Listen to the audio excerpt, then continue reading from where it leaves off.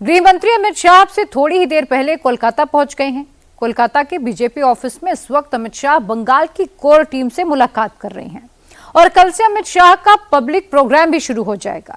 गृह मंत्री 31 दिसंबर तक कोलकाता में ही रहने वाले हैं और इसी दौरे में अमित शाह बंगाल विजय का ब्लूप्रिंट भी तैयार कर लेंगे। ममता बनर्जी पिछले 15 साल से बंगाल की मुख्यमंत्री हैं और वो भी चौथी बार सीएम बनने की कोशिशों में जुटी हुई हैं। ममता ने आज एक बड़ा दांव खेला है। कोलकाता के न्यू टाउन में ममता ने दुर्गा आंगन का शिलान्यास किया। सरकारी खजाने से 263 करोड़ खर्च करके ममता दुर्गा मंदिर बनवाएंगी। 14 जनवरी को मकर संक्रांति के दिन ममता गंगा सागर के मेले में भी जाने वाली हैं। दीदी का ये दांव क्या उन्हें हिंदू वोट दिला पाएगा या बंगाल का हिंदू मोदी को ही वोट करेगा? इस रिपोर्ट में समझिए।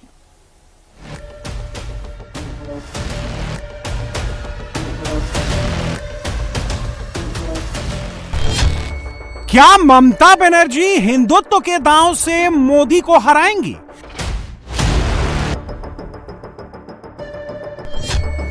क्या ममता बनर्जी दुर्गा मंदिर बनवाकर हिंदू वोट पाएंगी?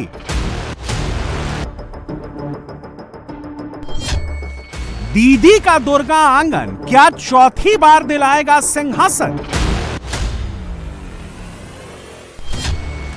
या दीदी का दांव फेल होगा, बंगाल का हिंदू मोदी को ही वोट देगा?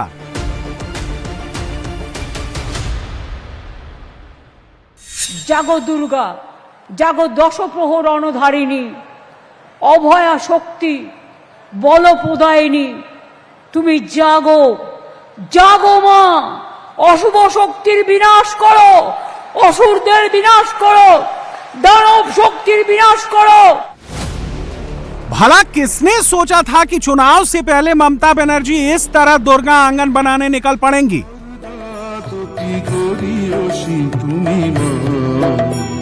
जय मां जगत जननी, तुम्हारो आशीष तुम्हारो बलिश। भला किसने सोचा था कि ममता बनर्जी मोदी को टक्कर देने के लिए हिंदुत्व की पिच पर उतर जाएंगी?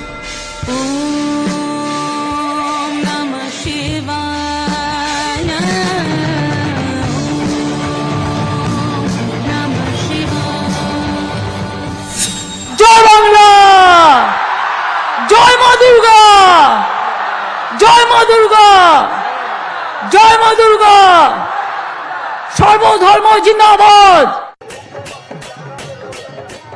जिस बंगाल को बीजेपी हिंदू वोट का किला बनाने की सोच रही है, उसी बंगाल में ममता बनर्जी दुर्गा का आंगन सजा रही हैं।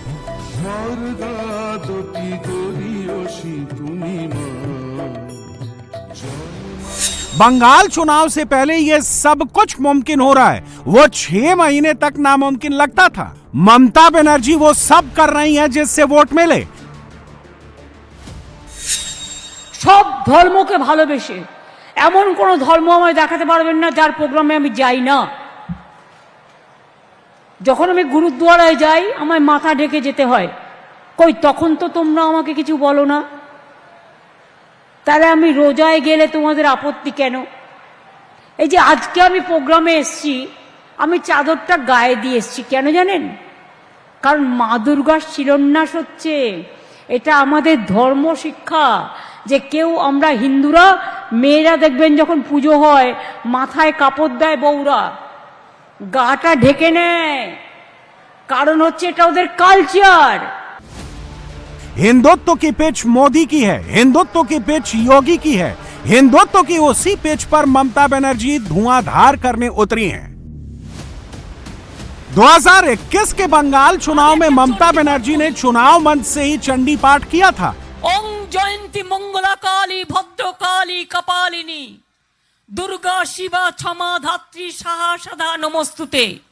इस साल की शुरुआत में ममता ने मिदनापुर के दीघा में जगन्नाथ मंदिर बनवाया था और अब दीदी कोलकाता के न्यू टाउन में देवी दुर्गा का आंगन बना रही हैं। न्यू टाउन में इको पार्क के बगल में ये दुर्गा आंगन करीब 15 एकड़ में बनेगा। ममता ने इसके लिए 263 करोड़ रुपए का बजट रखा है। दुर्गा आंगन का निर्माण 2 साल में पूरा होने की उम्मीद है। बंगाल और कोलकाता की दुर्गा पूजा मशहूर है। कोलकाता की दुर्गा पूजा देखने के लिए देश भर के लोग बंगाल जाते हैं। अब ममता देवी दुर्गा को समर्पित एक ऐसा कॉम्प्लेक्स बना रही हैं, जहां सालों भर खुलने वाला देवी दुर्गा का स्थायी मंदिर होगा। दुर्गा आंगन में पूरे साल दुर्गा पूजा के अनुष्ठान और उत्सव आयोजित होंगे। 2021 में यूनेस्को ने कोलकाता की दुर्गा पूजा को सांस्कृतिक विरासत का दर्जा दिया था। ममता सरकार का कहना है कि दुर्गा आंगन में इस सांस्कृतिक विरासत को मूर्त रूप दिया जाएगा। জাগো মা, অশুভ শক্তির বিনাশ করো, অসুরদের বিনাশ করো, দানব শক্তির বিনাশ করো, মানবিক প্রাণ ফিরিয়ে দাও, মনুষ্যত্বকে বাঁচিয়ে দাও। মানুষকে বড্ড হয়রান হতে হচ্ছে। এই এক মাসের মধ্যে 50 জনের বেশি মানুষ আত্মহত্যা করেছেন বা মারা গেছেন। এটা সহ্য হচ্ছে না। একটা মানুষ বাংলায় থেকে তাকে প্রমাণ করতে হবে আমি এদেশের নাগরিক কিনা। আর নাগরিকের সাথে ভোটাধিকারের কি সম্পর্ক? আমি এখানে থাকি, আমি পড়ি, আমার জন্ম, আমার ঠিকানা, আমার অস্তিত্ব, আমার অস্মিতা, আমার ভাষা, আমার ভালোবাসা। বাংলা ভাষায় কথা বললেই বলছে হোটেলে জায়গা দেওয়া যাবে না, বাংলা ভাষায় কথা বললেই বলছে বাংলাদেশি। सवाल है कि यह सब चुनाव के समय ही क्यों? वजह बाबरी में है। मुर्शिदाबाद में बाबरी मस्जिद बननी शुरू हुई तो दीदी की सेकुलर पॉलिटिक्स को सांप सूंघ गया। बंगाल चुनाव से ठीक पहले ममता बनर्जी के मुस्लिम वोट पर संकट दिखने लगा। ममता की ही पार्टी से निकलकर हुमायूं कबीर उनके मुस्लिम वोट बैंक में डेंट मारने लगे, तो इसकी भरपाई करने के लिए ममता ने हिंदू वोट का रुख किया। ममता बनर्जी यहाँ न्यू टाउन में दुर्गा मंदिर बना रहे हैं हिंदुओं को रिझाने के लिए, और उनका एक चेला पूर्व मंत्री हुमायूं कबीर को वहाँ बाबरी मस्जिद बनाने के लिए भेजा है, मुसलमान वोट को रिझाने के लिए। चुनाव को पहले इस प्रकार स्टांट होता है, लेकिन यहाँ दुर्गांगन को लेके भी काफ़ी कंट्रोवर्सी हुई है। जो लैंड एक्विज हुई है उसमें भी कई लोगों ने केस किया है, उनका ज़मीन का पैसा नहीं मिला है। अभी किसी को वहाँ से हटाने के लिए घर और तोड़ दिया गया है, उसने भी केस किया है। ये सब निपटाए फिर अपना काम करें। एक दिन पहले ही ममता के भतीजे अभिषेक बनर्जी हुमायूं कबीर जैसे लोगों को नसीहत दे रहे थे कि मंदिर और मस्जिद की पॉलिटिक्स मत करो। भतीजे की नसीहत के अगले दिन ही बुआ ममता बनर्जी दुर्गा आंगन का शिलान्यास करने पहुंच गईं। ममता के इस रुख से हुमायूं कबीर भड़के हुए हैं। वो कहते हैं कि ममता बनर्जी अपनी खुद की मर्जी से मंदिर बनवा रही हैं और मंदिर बनाने में सरकारी पैसा लगा रही हैं, जबकि वो तो चंदे से बाबरी मस्जिद का निर्माण करा रहे हैं। वो राजनीति तो पूरा है। वो पहले जगन्नाथ मंदिर बनाया, तो अभिषेक को बोलना चाहते हैं जो आपको किसी के पहले ये सब छोड़ने दीजिए, ये सब छोड़ाना ये बाकी सब बात आपको मान लो। क्या हिंदू वोट पाने के लिए, क्योंकि अब आप बाबरी मस्जिद बना रहे हैं, मुस्लिम वोट आपकी तरफ चला जाएगा, तो क्या हिंदू वोट पाने के लिए दुर्गा आंगन बनाया जा रहा है? तो जितना ही दुर्गा आंगन बनाए, जितना ही मंदिर बनाए, जितना ही वो दुर्गा पूजा में सहायता दे रहे, वो अगले दिन चुनाव हारेगी। बंगाल चुनाव में ममता बनर्जी के लिए एक चक्रव्यूह तैयार हो रहा है। इस चक्रव्यूह के दो घेरे हैं। बड़ा घेरा बीजेपी का है और अंदर का घेरा हुमायूं कबीर ने बनाया है। Humayun Kabir plus Asaduddin Owaisi plus Indian secular front वाले पीरजादा अब्बास सिद्दीकी, इन तीन मुस्लिम नेताओं का एक मोर्चा खड़ा हो रहा है। हुमायूं कबीर मुर्शिदाबाद की बाबरी मस्जिद से चर्चा में है। असदुद्दीन ओवैसी बिहार के सीमांचल में 5 सीटें जीतकर बंगाल आ रहे हैं। बिहार चुनाव ने साफ कर दिया है कि हैदराबाद से बाहर मुसलमान भी धीरे धीरे ओवैसी को अपना नेता स्वीकार करने लगे हैं और फुरफुरा शरीफ और पीरजादा अब्बास सिद्दीकी पश्चिम बंगाल के पिछले चुनाव में ही 1 सीट जीतकर अपना पोटेंशियल दिखा चुके हैं। पश्चिम बंगाल में करीब 30% मुस्लिम आबादी है। 2021 के चुनाव में मुसलमानों के 75% वोट तृणमूल को मिले थे, यानी ममता बनर्जी को 48% वोट में से मुस्लिम वोट का हिस्सा 22.5% था। हिंदू वोट का हिस्सा 25.5% था। ममता का मुस्लिम वोट थोड़ा सा भी हिल गया तो दीदी का चौथी बार जीतना मुश्किल हो जाएगा। ऐसे में ममता दो स्ट्रेटजी पर चल रही हैं। मुस्लिम इशू पर ज्यादा नहीं बोलना, बाबरी के खिलाफ चुप रहना और हिंदू वोट बढ़ाने के लिए मंदिर मंदिर करना। ममता की सीमा यह है कि हिंदू वोट के लिए वो बीजेपी जितनी आक्रामक नहीं हो सकती। बंगाल में बीजेपी जबरदस्त आक्रामक है, बांग्लादेशी हिंदुओं के मुद्दे पर भी वो जोश में है।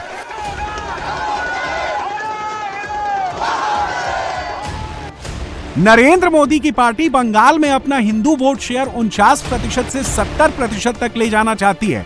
अगर 70% हिंदुओं ने बीजेपी को वोट दिया तो एक भी मुस्लिम वोट पाए बगैर बीजेपी का वोट शेयर 49% हो जाएगा। इस बीच बीजेपी के राष्ट्रीय संगठन महामंत्री बीएल संतोष का एक बड़ा बयान सामने आया है। बीएल संतोष ने कहा है कि बंगाल उन्हें हर हाल में जीतना है, क्योंकि यह कोई राजनीतिक लड़ाई नहीं है, यह सभ्यता की लड़ाई है, भारत को बचाने की लड़ाई है। Bengal is not a political battle for us, it is a civilizational battle for us. We look at it in the same way. To save India, we have to win Bengal. That will not be our 19th or 20th state. To save India from a big demographic challenge, we want to win Bengal and we will win it all. संघ से BJP में आए संगठन महासचिव को बंगाल जीतने का यकीन है। होम मिनिस्टर अमित शाह भी बंगाल जीतने के लिए कमर कसकर बैठे हैं। वो असम जाते हैं तो बंगाल की तरफ निशाना लगाकर तीर चलाते हैं। भारतीय जनता पार्टी का संकल्प है न केवल असम, पूरे देश से चुन चुन कर हम घुसपैठियों को निकालने का काम करेंगे, चुन चुन कर। लेकिन पश्चिम बंगाल कोई खीर पूरी नहीं है कि थाली में परोसे और खा लिया। बीजेपी ने 2021 में भी जोर लगाया था, लेकिन ममता का सिंहासन हिल नहीं पाया था। बंगाल में ममता बनर्जी को हराना क्यों मुश्किल है, इसे 3 पॉइंट से समझिए। ममता की लोकप्रियता मोदी जैसी है, ममता का वेलफेयर मॉडल भी मोदी जैसा है, ममता का डिलीवरी मैकेनिज्म भी मोदी जैसा है। चौथी बार सीएम की कुर्सी पर बैठने के लिए ममता दुर्गा आंगन से भी आगे जा रही हैं।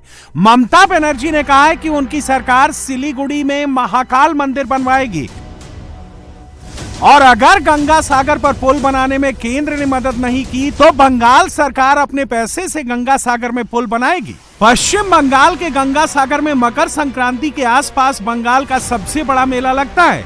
बांग्लादेश में हिंदुओं के साथ हो रही ज्यादती के मुद्दे पर बीजेपी ने गंगा सागर में जुटने वाले साधुओं को कोलकाता बुलाकर प्रोटेस्ट करने का प्लान बनाया है।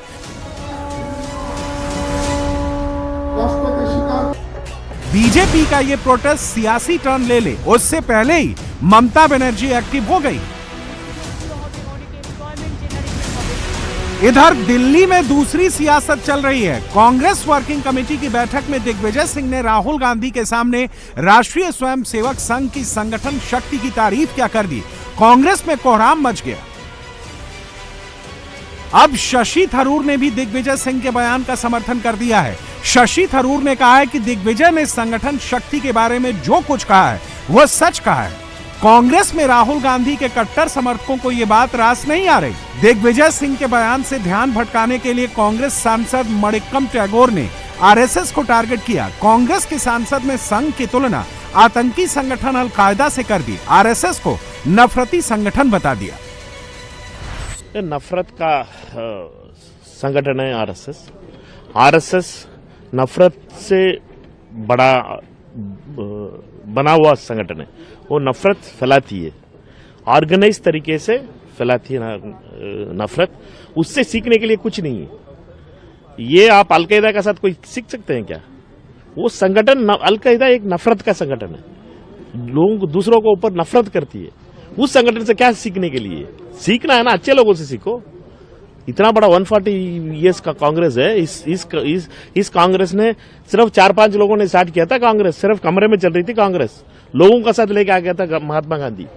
लोगों का आंदोलन बन गई थी कांग्रेस पार्टी। इस संगठन का दूसरे संगठन से सीखना है, ऐसे संगठनों से, नफरत वालों से। राष्ट्रीय स्वयंसेवक संघ बीजेपी का मातृ संगठन है। बीजेपी के साथ वीएचपी, बजरंग दल, एबीवीपी, सेवा भारती, संस्कार भारती, वनवासी कल्याण आश्रम, किसान संघ, मजदूर संघ जैसे 32 अनुषांगिक संगठन संघ से निकले हैं। संघ इस साल अपना शताब्दी वर्ष मना रहा है। 100 साल पहले 1925 में संघ की स्थापना हुई थी। संघ के 100 साल होने पर प्रधानमंत्री नरेंद्र मोदी लाल किले से आरएसएस की तारीफ कर चुके हैं, मगर कांग्रेस के नेता उसकी तुलना आतंकी संगठन आरएसएस से कर रहे हैं। मणिक्कम टैगोर अकेले नहीं है, बिहार में कटिहार के सांसद तारिक अनवर ने भी संघ पर बाण छोड़ा है। देखिए, मैं मणिक्कम टैगोर के बयान से पूरी तरह सहमत नहीं हूँ, लेकिन पार्शली हूँ, क्योंकि दोनों ही आतंक फैलाते हैं। ये भी आतंक फैला रहे हैं, आरएसएस वाले भी लोगों को खौफजदा कर रहे हैं, एक डर का माहौल पूरे देश में बनाने की कोशिश कर रहे हैं, हिंदू समुदाय को मुस्लिम समुदाय से डराते हैं। तो उसी तरह से वो भी, अलकायदा भी वही काम करता है, लोगों को डरा कर, लोगों को आतंकित करके वो अपनी बात मनवाना चाहता है। कांग्रेस के बाहर इस आरएसएस विरोधी थॉट को शिवसेना यूबीटी के संजय राउत ने सपोर्ट किया। संजय राउत यहां तक कह गए कि दिग्विजय सिंह भी संघ विरोधी रहे हैं, वो उनसे बात करेंगे और संघ के बारे में उनके ख्याल क्यों बदले इसकी पूरी मालूमात करेंगे। बात ऐसी है, जिस आरएसएस ने कभी देश के स्वतंत्रता संग्राम में सहभाग नहीं लिया, जिस आरएसएस ने कभी देश का तिरंगा झंडा अपने कार्यालय पर 50 साल तक नहीं लहराया फहराया, जो आरएसएस देश में धार्मिक तनाव निर्माण करने में सबसे आगे है, ऐसे आरएसएस पर मैंने देखा है संसद में दिग्विजय सिंह जी ने बहुत कड़ा प्रहार भी किया है। तो अचानक ये क्या हो गया? दिग्विजय सिंह ने बात शुरू की थी संगठन शक्ति की। वो राहुल गांधी से कांग्रेस के संगठन को दुरुस्त करने की डिमांड कर रहे थे। कांग्रेस में राहुल की कोटरी ने बात मोड़ दी संघ की तरफ। दरअसल कांग्रेस के अंदर ही एक बड़ा धड़ा राहुल गांधी की जगह प्रियंका गांधी वाड्रा को पार्टी का नेतृत्व देने की मांग कर रहा है, लेकिन सोनिया गांधी और खुद राहुल गांधी ऐसा नहीं चाहते। सोनिया बेटी प्रियंका की जगह बेटे राहुल को आगे रखना चाहती हैं और राहुल गांधी भी खुद ही आगे रहना चाहते हैं। कांग्रेस हाईकमान के अंदर मचे इस सत्ता संघर्ष में कांग्रेस बेन ड्राइवर वाली कार की तरह इधर उधर डोल रही है। कांग्रेस आंदोलन करती है, भीड़ भी बटोरती है, राहुल यात्रा करते हैं, पैदल पैदल घूमते हैं, वो अपनी यात्रा को सफल बताते हैं, लेकिन चुनाव होता है तो कांग्रेस हार जाती है। राहुल बाबा अभी अजी तमे थाकी ना जाओ हारथी।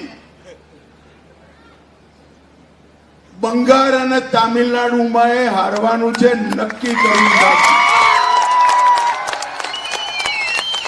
અને 2029માં પણ ફરીવાર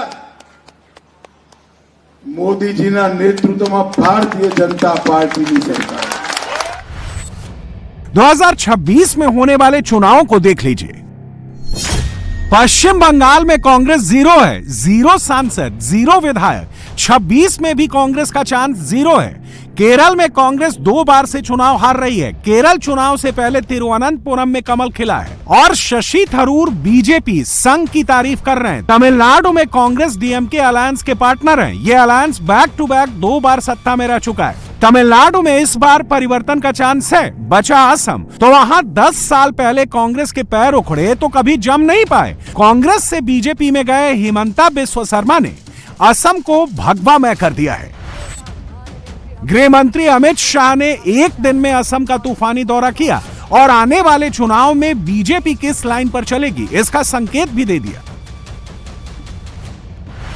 इतनी बड़ा सभागार है, मुझे बताइए, श्रीमद शंकर देव के स्मृति स्थान पर ये बांग्लादेशी घुसपैठिए थे, वो बरोबर था क्या?